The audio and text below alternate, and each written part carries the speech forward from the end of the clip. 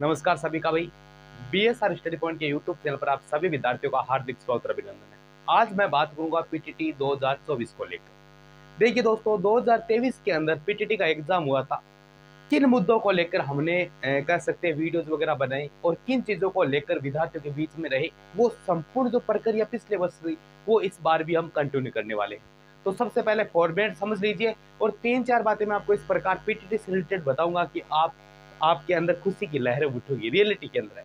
देखिए पीटीटी 2024, सबसे फॉर्मेट की मैं बात करूं पीटीटी 2024, आपको पता है फॉर्म स्टार्ट है 6 मार्च और अंतिम डेट है 31 मार्च।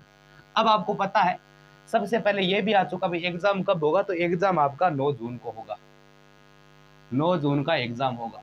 देखिए दोस्तों, अब इतना भी आपको फॉर्मेट पता है, जो विद्यार्थी फॉर्म भर दिया उनको तो पता है। वैसे ये सिंपल है फॉर्मेट, में आपको समझाता हूँ।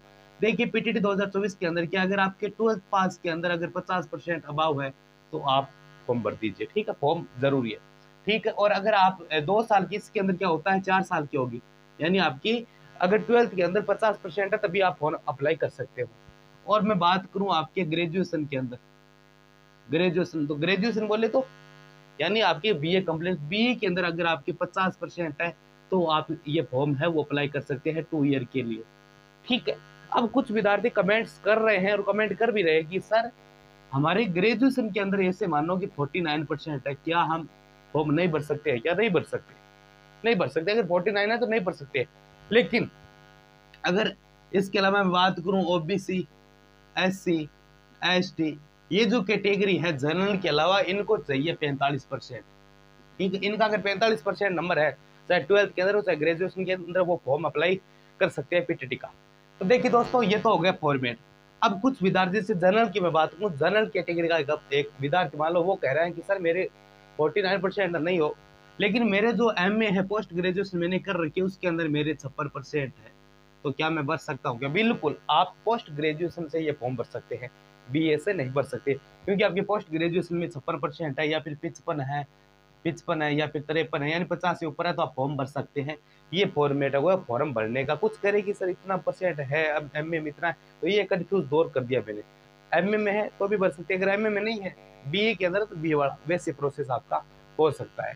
अब चीज दो तीन बातें वो सुन लीजिए आप, कि भाई एक तो देखो 2 वर्ष क्या बीएड करोगे, एक आप 4 साल वाली बीएड करोगे। 4 साल वाली बीएड का ये अंतिम चयन होगा। क्या होगा? अंतिम चयन होगा, यानी उनके बाद आपको 4 साल की बीएड देखने को नहीं मिलेगी, लेकिन इसकी जगह को दूसरा कोर्स अप्लाई हो जाएगा, ठीक है। अब कुछ करेंगे 2 वर्ष वाला भी बंद है क्या? नहीं, 2 वर्ष वाला बंद नहीं है। 2 वर्ष वाला बंद वो बंद है जो स्पेशल करवाते हैं। क्या, जैसे स्पेशल बेस्ट इश्यू होता है ना, वैसे स्पेशल क्या होती है, बीएड होती है। स्पेशल बीएड किसे कहते हैं आपको पता है? जैसे कोई भी जो बच्चे हैं, सुन नहीं सकते, बोल नहीं सकते, उनकी विकलांग वगैरह, उनको पढ़ाने की जो ट्रेनिंग होती है वो अलग होती है, उसको स्पेशल बीएड या बीएसटीसी कहते हैं। वो फॉर्मेट होता है, तो वो बंद होने जा रहा है, ठीक है।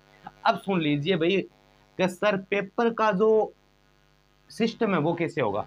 देखिएगा, 1 2 3 4, पहले आपके जो क्वेश्चन आएंगे आपको पता है रीजनिंग यानी मानसिक योग्यता, सभी को विदित है। योग्यता कितने क्वेश्चन आते हैं? 50 क्वेश्चन कितने आते हैं? 50। नंबर कितने होंगे? 150।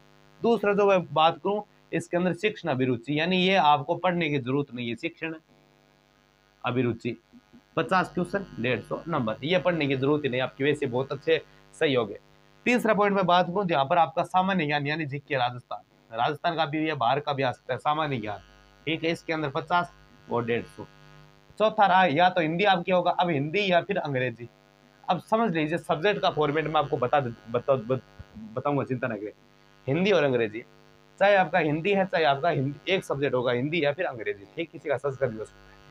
आपका जो सब्जेक्ट आपने फॉर्म के अंदर भरा उसके 50 क्वेश्चन आपको, देखो पेपर में तो सभी होंगे, हिंदी के, इंग्लिश के, सभी की जो भाषा उसके लैंग्वेज दे रखी सभी के होंगे। आपको सिर्फ और सिर्फ अपने ही क्या करना है, जो आपने हिंदी हिंदी सेलेक्ट कर हिंदी का करें, इंग्लिश का तो इंग्लिश का करा, जो आपका सब्जेक्ट आपका लिया हुआ है वो आप करें। अब कुछ करें कि सर ये बीएड का जो पीटीटी का हम फॉर्म भरेंगे उसके अंदर सब्जेक्ट कैसे चॉइस करें? सब्जेक्ट तो देखिए दोस्तों, 12th पास वाले क्या करेंगे, 12th पास वाला समझ लो। 12th पास वाला तो आप जिनके आपके 12th के अंदर थे वो मिल जाएंगे, क्योंकि आपके बीए और बीएड साथ में है। लेकिन ग्रेजुएशन विद्यार्थी ध्यान दे, आपके बीए के अंदर कितने सब्जेक्ट है? 3 सब्जेक्ट है। बीए के अंदर 3 है। जैसे मानो एक तो आपका है हिस्ट्री, ठीक है, एक आपका है ज्योग्राफी, ठीक है, एक आपका मान लो हिंदी लिटरेचर, हिंदी। कितने सब्जेक्ट है? 3 सब्जेक्ट है। अब इस 3 में से आप 2 सब्जेक्ट है वो बीएड के अंदर ले सकते हो, ठीक है, 2 सब्जेक्ट। अब 2 सब्जेक्ट कैसे ले सकते हो? अगर मान लो कि आपने हिस्ट्री ले ली, ठीक है, और आप एक अलग क्या ले, वो तो आपका दिमाग यहाँ पर थोड़ा बंद हो सकता है।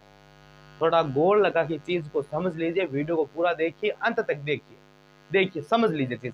अगर आप हिस्ट्री लेते हैं बीएड के अंदर फर्स्ट ईयर के अंदर, तो आपका सब्जेक्ट क्या बन जाता है? एसएसटी बनता है ना। क्या बनता है? एसएसटी। एसएसटी के अंदर सभी सामान्य हो गया। अगर आप ज्योग्राफी लेते हैं, हिस्ट्री नहीं ली, ज्योग्राफी लेते हैं, तो भी आपका सब्जेक्ट क्या बनेगा? एसएसटी।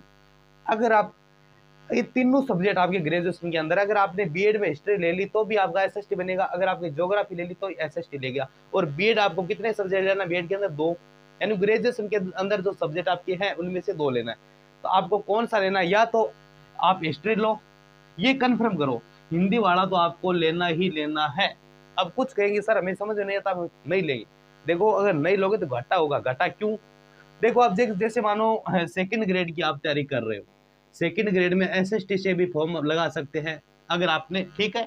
और आप अगर आपने हिंदी आपकी बीएड के अंदर है तो आप सेकंड ग्रेड के अंदर हिंदी से भी क्या लगा सकते हो? फॉर्म लगा सकते हो। अगर आप दोनों सब्जेक्ट ये ले सकते हैं, कोई दिक्कत नहीं है। हिस्ट्री ज्योग्राफी साथ में लोगे तो एक सब्जेक्ट बनेगा, वो होगा एसएसटी। और आप सेकंड ग्रेड चाहे कौन सा भी एग्जाम हुआ आप एसएसटी से दे सकते हो, आप भाषा से वो नहीं दे सकते अगर आपके पास भाषा नहीं ली हुई है। इसी कारण मैं बोलता हूँ या तो हिस्ट्री एक ले लो या ज्योग्राफी, इनमें से एक ले लो जो आपको अच्छा लगे। और हिंदी कन्फर्म ले लो, क्योंकि हिंदी अगर आप लोगे तो अच्छी बात रहेगी और आप एग्जाम भी दे सकते हो, एक भाषा आपके पास तैयार हो जाएगा। तो ये मैंने समझा दिया है कैसे आपको लेना है, ये चीज़ को फॉर्मेट समझ लीजिए। इसके अलावा आपको जो भी बीएड से रिलेटेड कोई भी आपकी समस्या आ रही है तो आप 78 52 83 35 39 इन व्हाट्सअप नंबरों पर आप मैसेज कर दीजिए, या फिर इस पर आप संपर्क भी कर सकते हैं। आपकी 50 घंटे सुविधा खुली रहेगी, कोई दिक्कत नहीं है, आराम से बातचीत करेंगे, सॉल्यूशन आपका करेंगे। अगर कोई बीएड धारी विद्यार्थी है तो उनके लिए ये व्यवस्था हमने की रखी है। ये कुछ न्यूज़ अपडेट्स अभी जो पीटीटी के अंदर मेरे हिसाब से मुझे लगा कि ये जो समस्या है वो विद्यार्थियों के सामने आ रही है। तो इस वीडियो को देखने के बाद आपको क्या कुछ लगा? कितना % आपने सही फॉर्म लगाया है? अगर नहीं लगाया तो करेक्शन का ऑप्शन आएगा आगे, चिंता नहीं करिए। ये छोटी सी जानकारी की थी, जितना उसके इस वीडियो को आप शेयर वगैरह जरूर कर दीजिए। मिलते और भी शानदार अच्छी जानकारी के साथ, तब तक के लिए जय हिंद, वंदे मातरम।